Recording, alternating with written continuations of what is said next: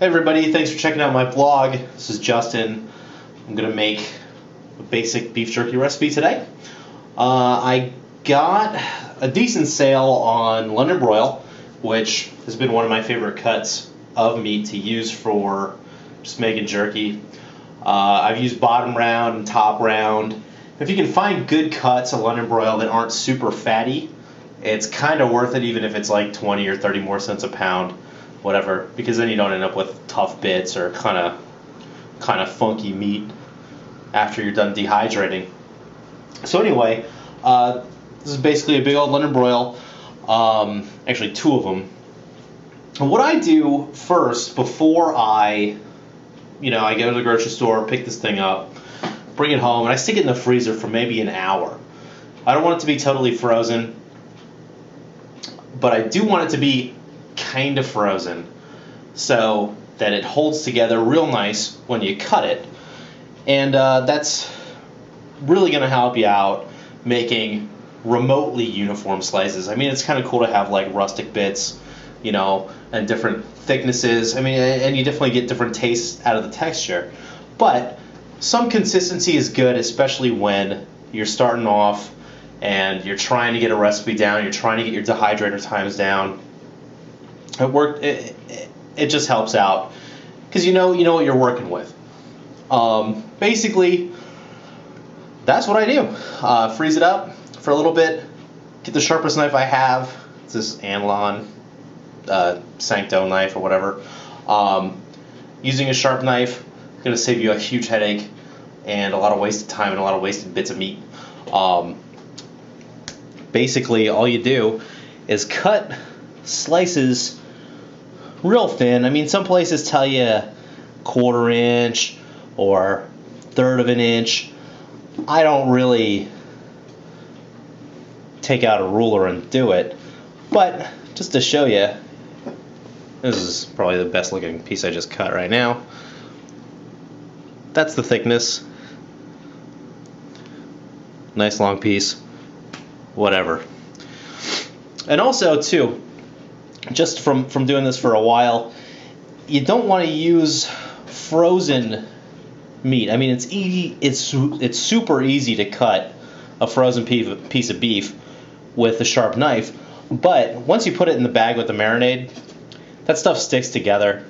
You're gonna end up with like maybe a third of your jerky getting seasoned. So anyway, butcher this stuff out. Let's see how many pounds we got here. This package is a 4-pound package. I paid $12 for it. And it's probably going to yield, 2 pounds of beef jerky. This stuff dries out so much. And that's the first step. Cut this stuff up. Get it good and thin.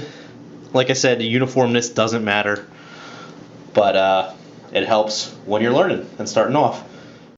Okay, so I've cut up all that meat. We got a good pile here of random thickness slices, none bigger than a 1/4 inch really, and none too skinny because those will just evaporate into nothingness really.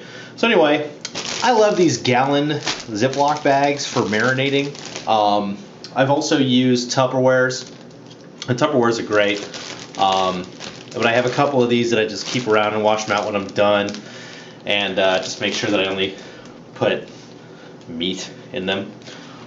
So yeah, just put it all in your bag. This is going to be your marinade bag situation. That's what we look like with 4 pounds of London Broil. Not that this does really anything.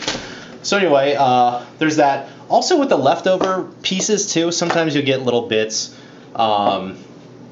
like straggly bits or fatty bits or whatever, and you can't really do too much with them. I cut them all up. This is well, I added to it today.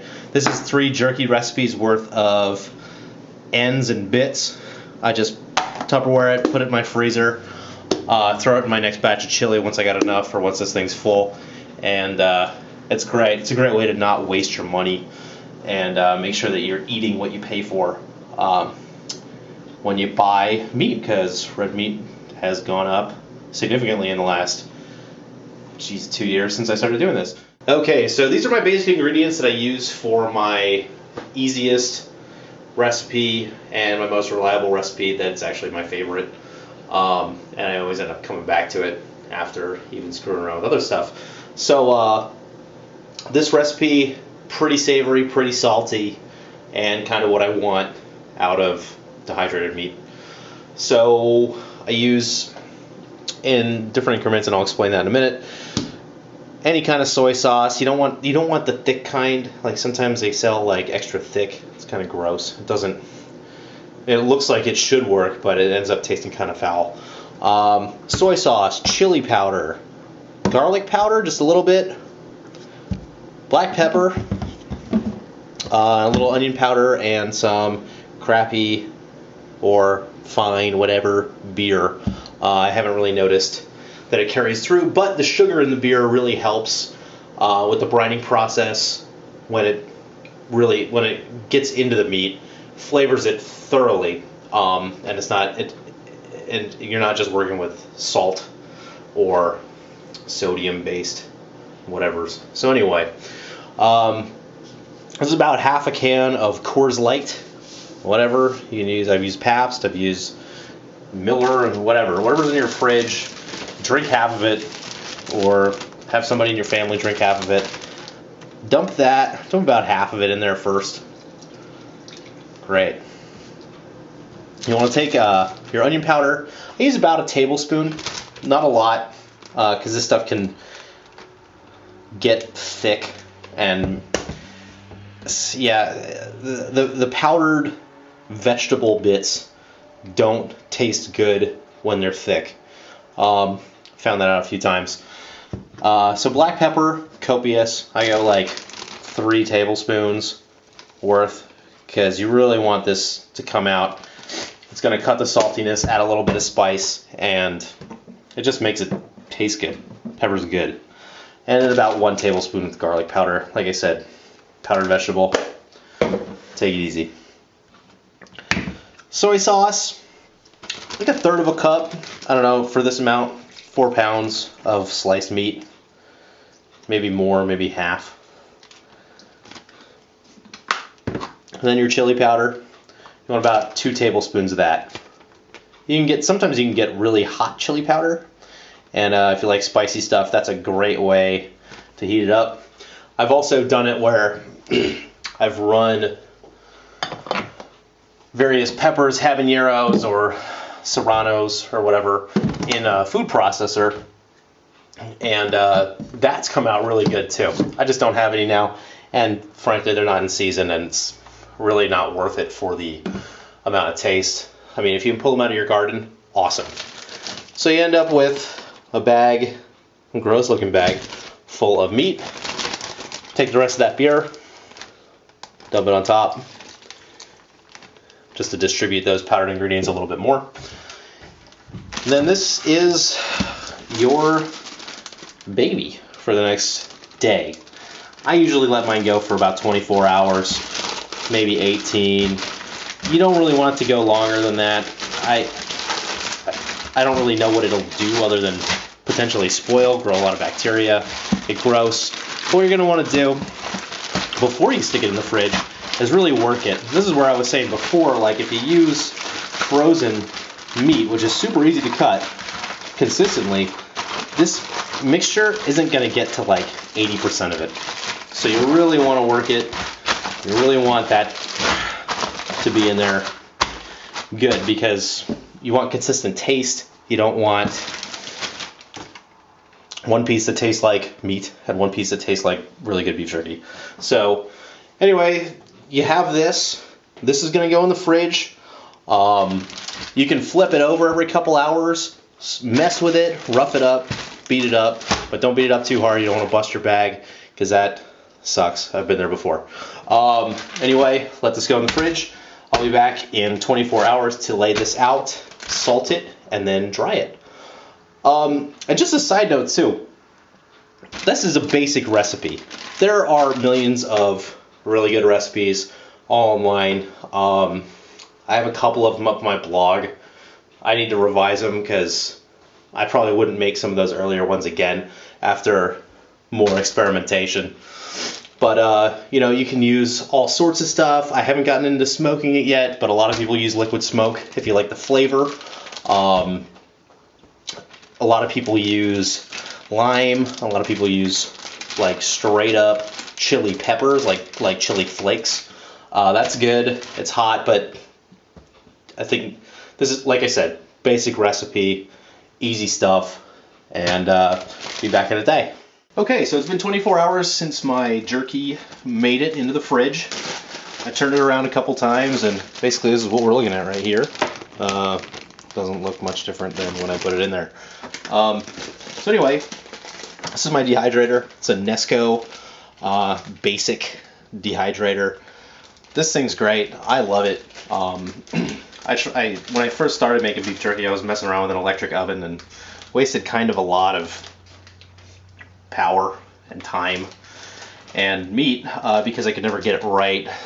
Cracking the fridge, cracking the door, keeping it on warm or whatever, never seemed to work all that good for me. It ended up cooking the meat more than it did dehydrate it. So picked this up, thrift store, is 40 bucks. 6 racks does about this amount of meat. We'll probably be filling it up with this batch today. Basically what I do, I take out all the pieces, spread them kind of evenly across the surface of these racks. It's a little bit better of an angle. Some are stringy, whatever. Anyway, this dehydrator, it's been great. I use it for a lot of other things other than beef jerky. I've actually ordered more racks so I can have separated beef jerky racks from my other racks. I dried fruit. I did some chili lime mango slices the other day. Those came out great. Do apples, pears, some fruit, raspberries, strawberries, bananas. It's just a great tool. It doesn't use a ton of energy. It's kind of loud. I think a newer model will probably be quieter. But anyway, yeah, this is just the basic one. You probably pick it up on eBay for, 30 bucks. Extra racks are like 12 bucks for a pair, or 12 bucks shipped for a pair. So anyway, got our meat here assembled in the traditional formation. Next thing is to aid in the drying process. This is going to take about 6 or 7 hours in the dehydrator to get it to where we want it. And sometimes if you have thicker pieces, you're looking at, 8, 9, 10 hours to really get it dry. So anyway, aiding in the drying process, kosher salt. Don't use table salt. It doesn't cover the surface area the way that you want it to. This stuff, it's real flaky, chunky, and you don't need a lot, but this covers a lot of area and doesn't make your stuff too salty. So just light dust all the pieces.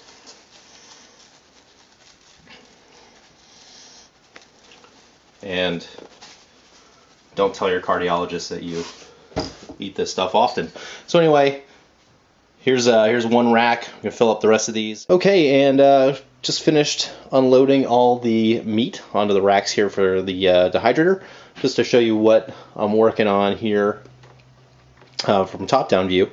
I pack it in really tight because running out of space really is a drag.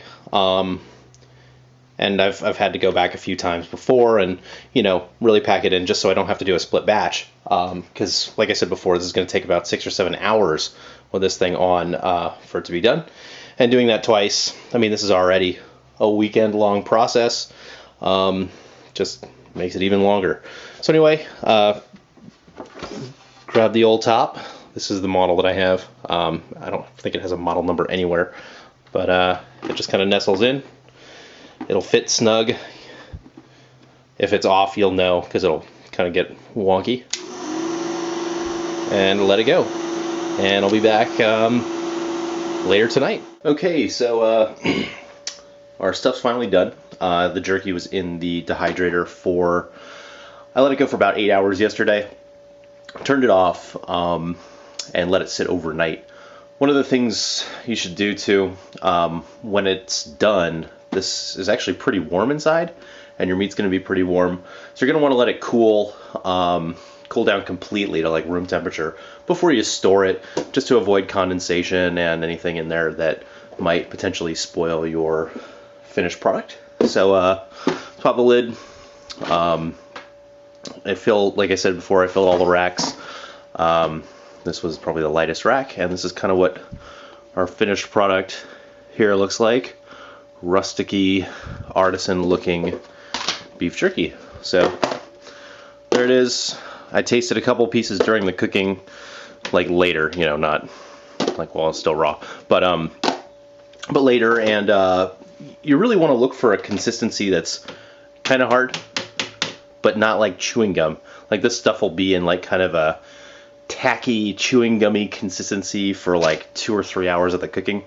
So wait till that's done. Wait till it's dry to the touch on the top. And also you'll see like something else to look out for. This is like what white fat or silver skin ends up looking like if you leave it on there. You know, it won't kill you to eat it, but that stuff won't ever completely dehydrate and can contain some bacteria. So if you got a lot of fatty pieces like that, you might want to not keep this in your pantry. You might want to put it in your fridge, or trim it post. Your call, but anyway, I'm just going to go through my racks here and pile it in and probably fill up this Tupperware container. And thanks for watching the video. Email me if you have any questions. I'll put the recipe on right after this footage is done.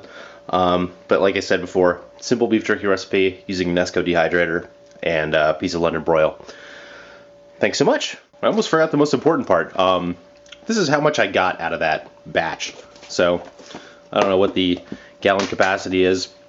This is roughly 2 pounds beef jerky.